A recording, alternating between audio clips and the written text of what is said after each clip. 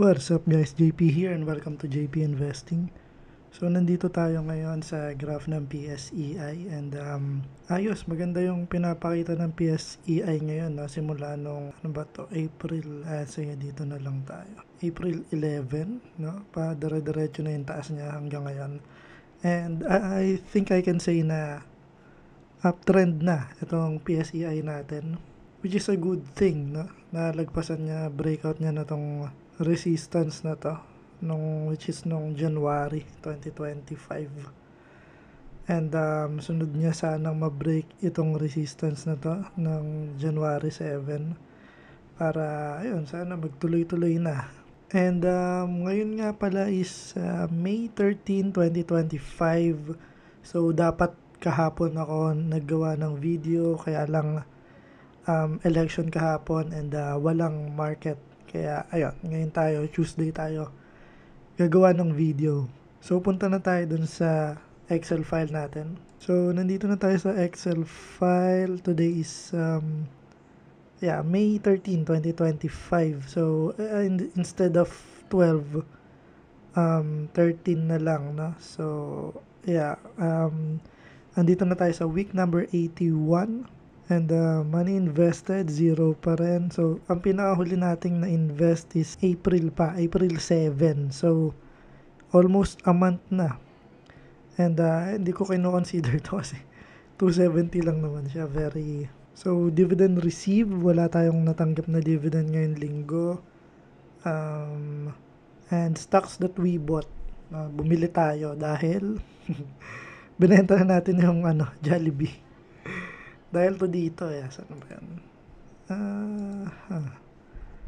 JFC. Dahil yun nung nakita ko yung financials ng JFC. Nakita ko yung financials ng JFC. So, ayun, nung nakita ko to,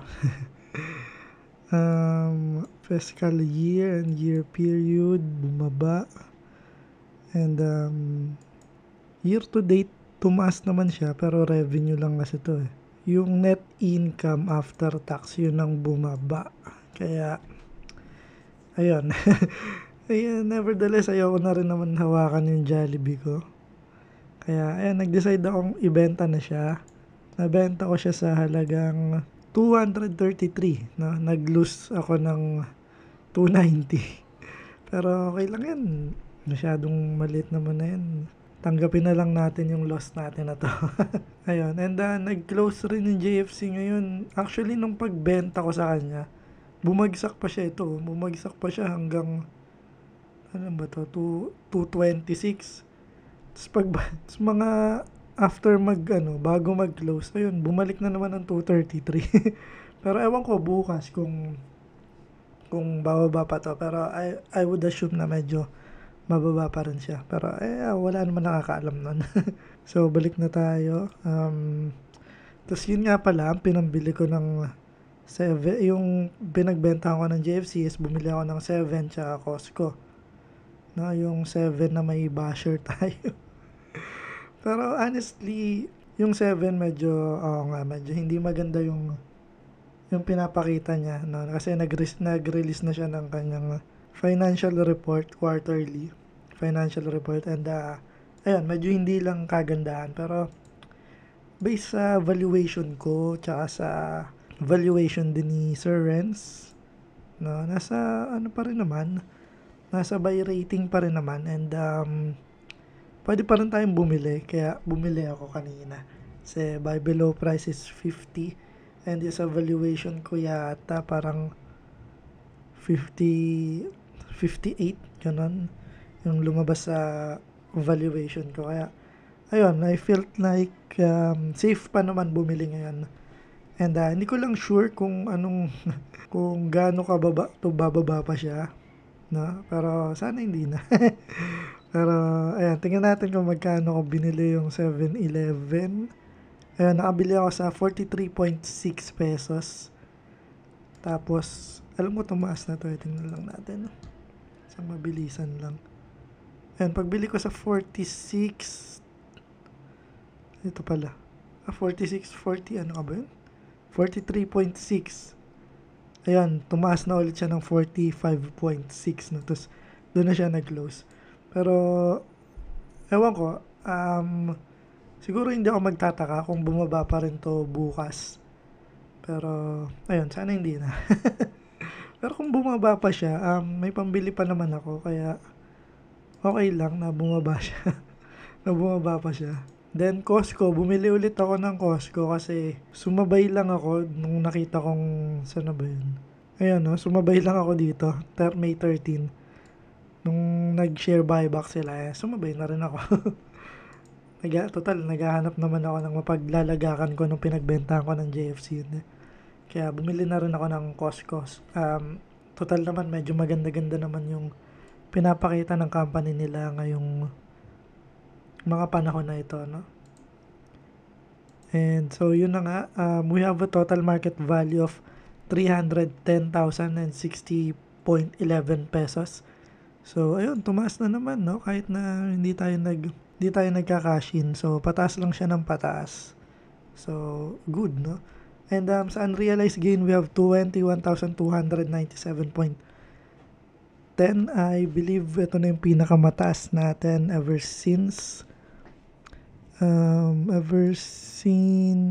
January 20, no? So, ito yung pinakamataas natin before ngayon, 20,615. And I felt like matataasan pa natin to sa mga susunod na araw. Kasi medyo maganda yung trend ng PSEI ngayon eh. So, yeah, sana. And we have a total dividend of 15,247.44. So, ito na po yung total dividend na natatanggap natin sa pag-invest natin sa PSEI in 81 weeks. No? And we have a total gain of 43,475.11 and percentage value 14%, 14.02%. And we have average monthly dividend of 1,270 with a daily dividends of 41.77 pesos. Money invested is still 266,585. So, nakapag-invest tayo na total money natin ay 266 na ngayon ay 310,000 na. So, yeah, di na rin masama, di ba? So, punta na tayo dun sa comparison ng portfolio. Ayan, so ang pinakahuli nating update is May 5, 2025 and makikita dito na medyo marami-rami pa yung pula dito, no? 1, 2, 3, 4, 5, 6, 7 and ngayon 3 na lang. Well, binenta ko yung Jollibee. Dapat 4 pa to, pero ngayon 3 na lang kasi binenta ko na siya. So, A-REIT na nung May 5 siya ay 39.3 pesos. Ngayon ay 39.85 pesos. Medyo tumaas. ATI 21.3, naging 21.5. Tumaas din. Costco 5.99, naging 6.05 na siya ngayon. No? Actually, hindi ko to nabili ng 6.05. Ano nga bang? Medyo mataas yun. Ayun, 6.08 ko siya nabili. Medyo bumaba pa. So, next is CPG 0.67, naging 0.65, medyo bumaba ng konti. Citicorp 3.17, naging 3.2 na siya, medyo tumaas ng konti. DMCI 10.67, naging 10.62, naging 10.64, medyo tumaas ng konti DMCI. And GTCap 495, naging 523. Ayan, medyo maganda-ganda na yung GTCap, no? Positive 184 na siya. And JFC, nabenta ko na. Negative 500 pala ako nun before ko mabenta. And nung nabenta ko siya, nasa negative 290 na lang ako. And Keeper, 2.69, naging 2.84. Wow! Taas na ng Keeper. Ito. And LTG, 11.92, naging 12.4, taas na rin na LTG. Pero eto baka sa sweldo ko susunod, baka LTG ang bilhin ko kasi medyo medyo maganda-ganda rin yung pinapakita nila. Nakaka-release lang nila ng quarterly nilang financial and okay, maganda yung ano nila. Maganda yung growth nila. And by the way, dito pala, no? Di natin na-discuss.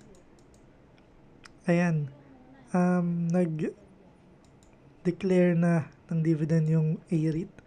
0.58. Medyo tumaas siya dun sa last year.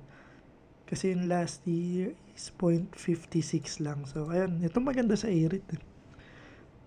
Pataas ng pataas talaga yung dividends nila. So, ayun, balik na tayo. Hindi ko pala na-discuss to, pero I'm pretty sure alam nyo na yan. Yung red, ayun yung mga na-receive ko na.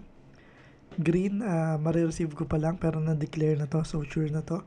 And purple, yung mga projected na marireceive ko pa lang based dun sa kung magkano yung dividend rate nila last year. So, Metrobank 76.4 naging 80.5 na. Grabe, promising na tong Metrobank. Ang ganda na. And Mega World 1.79 naging 1.86 na. So positive na rin siya. Then PPC 10.4 naging 10.64 na siya. Grabe.